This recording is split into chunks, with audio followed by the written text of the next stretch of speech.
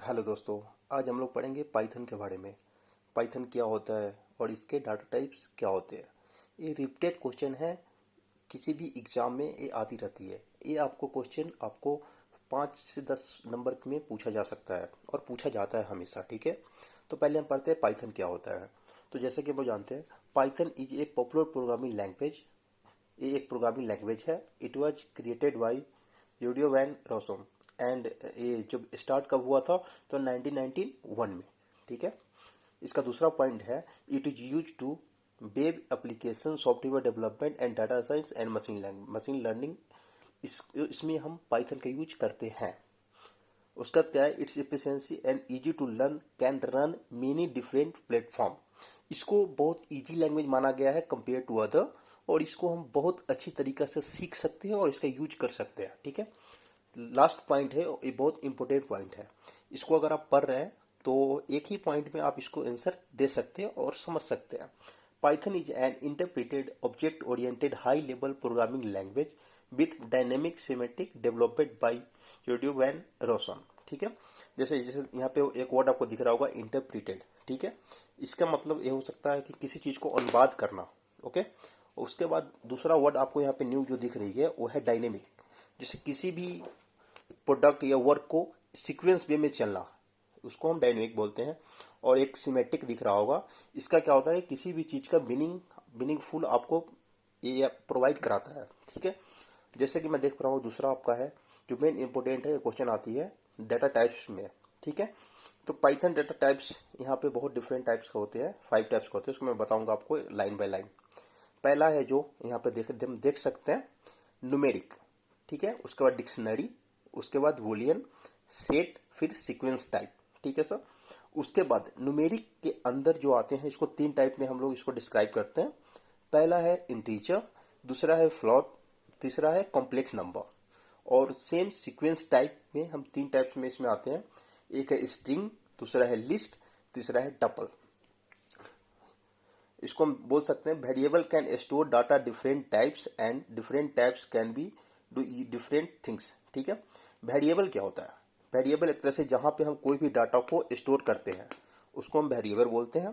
तो वेरिएबल क्या है कि स्टोर करता है डिफरेंट डाटा टाइप का, और हर एक डाटा टाइप्स का कुछ ना कुछ यूज होता है, मीनिंग होता है, वर्क होता है।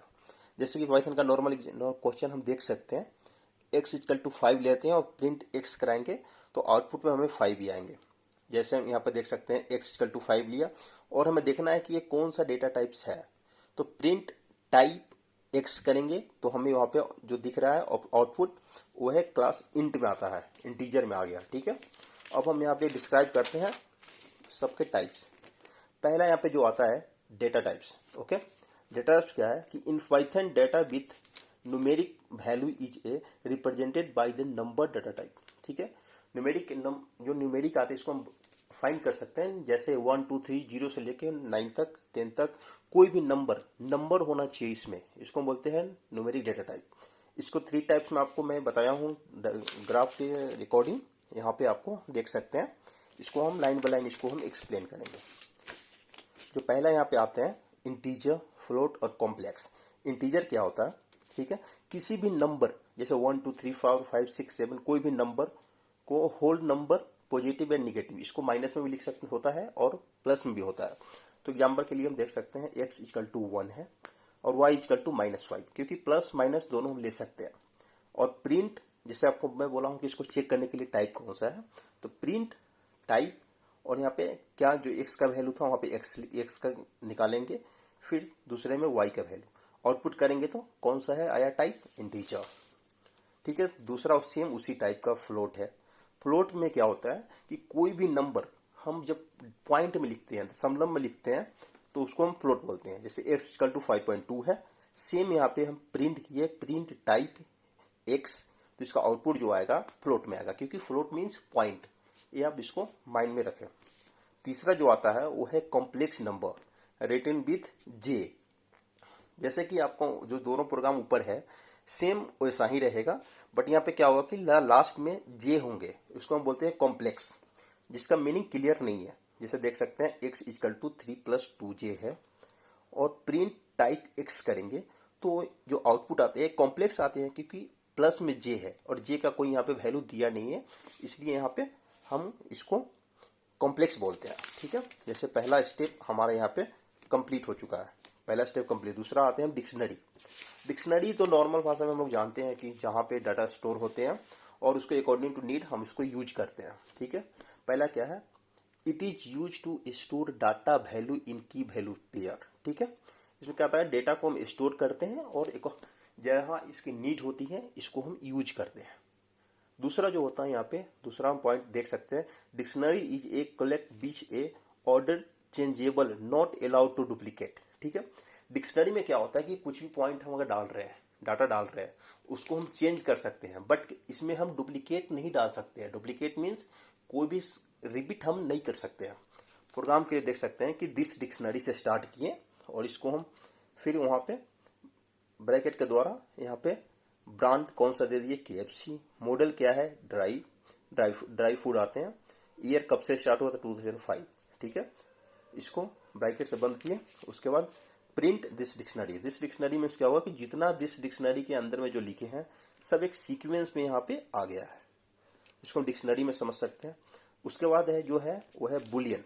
बुलियन दूसरा पॉइंट मैंने आपको बताया था, यहाँ पे दूसरा पॉइंट बुलियन। उसके बाद हम सेट पढ़ेंगे। तो बुलियन में क्या होता है कि it represented one of two value, true और फॉल्स।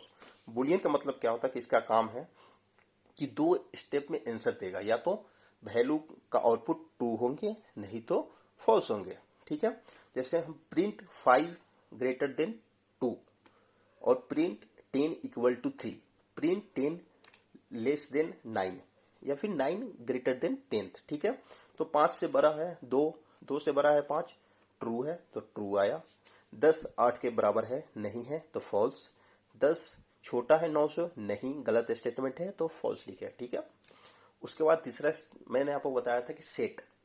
सेट में क्या होता है, सेट को हम चेंज नहीं कर सकते हैं। सेम ये होता है कि डिक्शनरी को हम चेंज कर सकते हैं बट सेट को चेंज नहीं करते हैं। ठीक है, इसका क्या यूज होता है कि it is use to store multiple item in single variable. ठीक है, बहुत सारे पॉइंट होते हैं प्रोग्राम में बट उसको एक सीक्वेंस वे में लिखने के लिए हम सेट का यूज करते हैं, सजाने के लिए। ठीक है, जैसे देख सकते हैं दिस सेट। दिस सेट के अंदर हम एप्पल मैंगो ऑरेंज लिखे बट और प्रिंट दिस सेट कर दिए तो हमको आउटपुट में एक साथ सबको लिखकर दे दिया। जो हमारे यहाँ पे फिफ्थ है सीक्वेंस टाइप। सीक्वेंस टाइप जो लास्ट है हमारे यहाँ पे सीक्वेंस टाइप, इसके अंदर 3 आते हैं, स्ट्रिंग, लिस्ट एंड टपल। ठीक है, तो सीक्वेंस टाइप में क्या होता है, सीक्वेंस मतलब सिंपल मान सकते हैं कि एक साइड से कंटिन्यूसली चलते जा रहा है, कोई इसमें ब्रेक नहीं आ रही है। पहला है स्ट्रिंग। स्ट्रिंग को हम नॉर्मल भाषा में समझ सकते हैं, पहले पॉइंट समझते हैं। String in Python surrounded by either single automation marks and double quotation marks. ठीक है, इसमें क्या होता है कि हम सिंगल कोटेशन मीन्स जैसे यहाँ पे देख सकते हैं हम सिंगल कोटेशन यूज किया है, यहाँ पे डबल कोटेशन यूज किया है, बट इस दोनों में कोई डिफरेंट नहीं है। ठीक है, जैसे प्रिंट डबल कोटेशन और सिंगल कोटेशन के अंदर में कुछ भी लिखते हैं, किसी भी नेम डाटा कुछ भी लिखते हैं उसको हम स्ट्रिंग बोलते हैं। जैसे प्रिंट हेलो डबल कोटेशन में, प्रिंट हेलो सिंगल कोटेशन में लिखे, बट आउटपुट जब डाले तो सेम आएगा, जैसे हम लिखेंगे वैसे सेम आएगा। दूसरा है इसमें लिस्ट। ठीक है, लिस्ट हम समझ सकते हैं कि कोई भी सामान होता है जिसको हम लाइन बाय लाइन लिखते हैं तो एक तरह से लिस्ट के फॉर्म में सजाते हैं, तो इसको हम लिख सकते हैं ऐसे, it use to multiple item in a single variable. Same set जैसा होता है, इसमें सेट जैसा ही होता है बट इसमें दिक्कत क्या होता है, इसमें ब्रैकेट लगते हैं ऐसे। ठीक है, इसको हम लिख सकते हैं दिस लिस्ट, बहुत सारे नेम लिख दिए और प्रिंट दिस लिस्ट कराए तो दिस लिस्ट के अंदर जो भी हम सजाए हैं इसको ये सीक्वेंस में आउटपुट में दे दिया। उसके बाद आता है टपल। टपल का मतलब क्या होता है कि it is use to multiple item in a single variable. इसका भी सेम ही है। ठीक है, और इसमें क्या होता है कि it written with round bracket, इसको हम राउंड ब्रैकेट में लिखते हैं। यहाँ पे सिर्फ ब्रैकेट का डिफरेंट है, सेट लिस्ट और टपल में सिर्फ ब्रैकेट का डिफरेंट है, वरना ये लोग क्या करते हैं कि मल्टीपल थिंग्स को एक सिंगल वेरिएबल लाइन में डिस्क्राइब करवाते हैं, हमें आउटपुट प्रोवाइड करते हैं। तो सेम यहाँ पर भी दिस टपल, सेम चीज apple banana, print this tuple के अंदर एप्पल बनाना है तो सेम इसको आउटपुट में हम एप्पल बनाना लिखते हैं।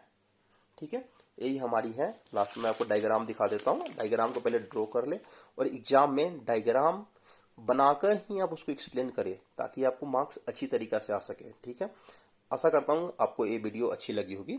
अगर वीडियो अच्छी लगी है वो तो लाइक कमेंट शेयर कर दे। धन्यवाद।